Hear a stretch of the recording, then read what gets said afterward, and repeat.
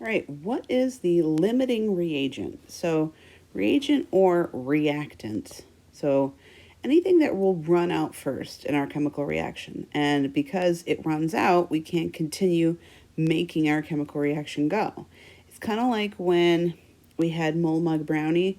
I'm not sure if you've done that lab, but we have at some points. So, if you're making brownie and you have the brownie mix, and then you have eggs, you have oil, water. Um, I think that's about it. Vanilla. And you only have a little bit of just like 2 eggs left. If the eggs run out first, you can't make the rest of the brownie. So we would call the eggs the limiting reagent. And anything else we would call excess reagents because we've got more of those. So in this example, if we have combustion, burning of wood, the wood is going to run out and we're going to have lots of oxygen left because oxygen is in abundance in the air. So wood would be considered our limiting reagent and the oxygen would be considered the excess reagent. Now this is a very simple reaction and it's qualitative, but we can have a quantitative reaction too, and we can actually calculate how much is in excess, how much is is going to be our limiting. So here we go. Nitrogen and hydrogen combine to form ammonia, otherwise known as the Haber process. So let's write the balanced chemical reaction as we always have. So nitrogen is N2, diatomic, and it's a gas. Hydrogen, gas, combines to form ammonia, which you may or may not know the reaction, or the formula for yet. And it's going to be exothermic. So each individual substance is balanced. So now we need to go ahead and use coefficients if necessary. So it looks like we have a 2 hydrogen on the left, reactants, 3 on the right, products. So let's put a 3 here and a 2 there, and that takes care of our nitrogens as well. Good. So now that we have that, we can worry about the stoichiometry part. So the question says, how many grams of ammonia can be produced from the reaction of 28 grams of nitrogen and 25 grams of hydrogen? So we don't know which of those reactants is going to be limiting. So we're going to calculate both, and whichever one is going to give us the smaller result is going to be our limiting reagent. So we will be doing 2 sets of calculations with 2 separate givens. So let's try the first given. The first given is 28 grams of nitrogen. So thinking about our expanded mole map, we need to go from grams to grams. We need to first divide by GFM, which is N2. So the N is 14, but there are 2 of them. So that is 28 grams per mole. And so then we're going to get 1 mole N2. And then to go from moles of one thing to moles of another.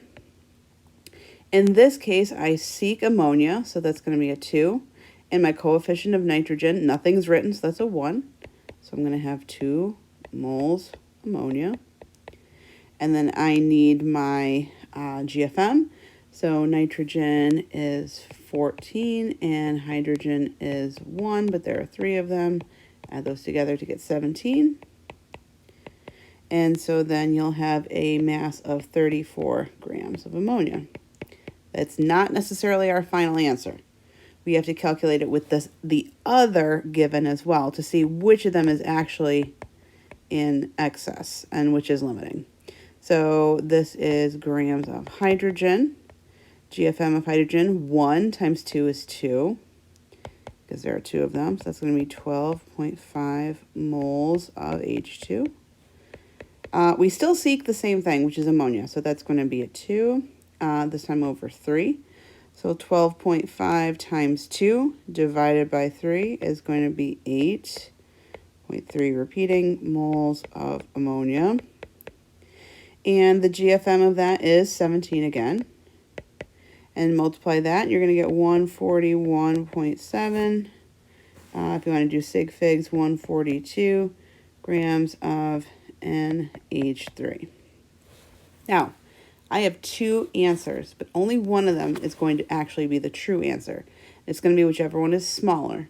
So 34 is smaller than 142. So this is actually not going to happen.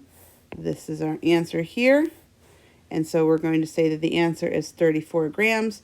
We got that from using nitrogen. So we're going to say nitrogen is the limiting reagent, which means that hydrogen is our excess reagent.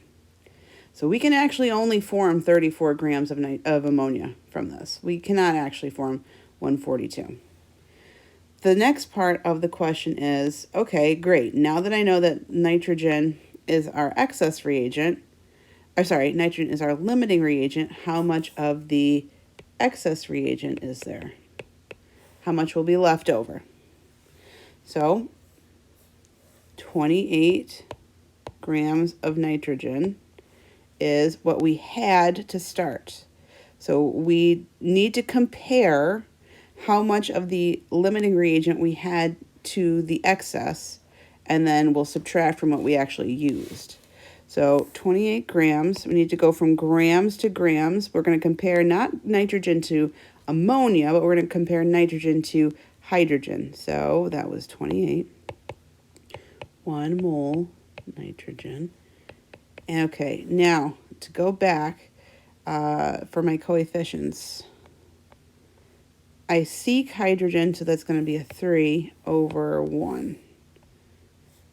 So 3 over 1, 3 moles hydrogen.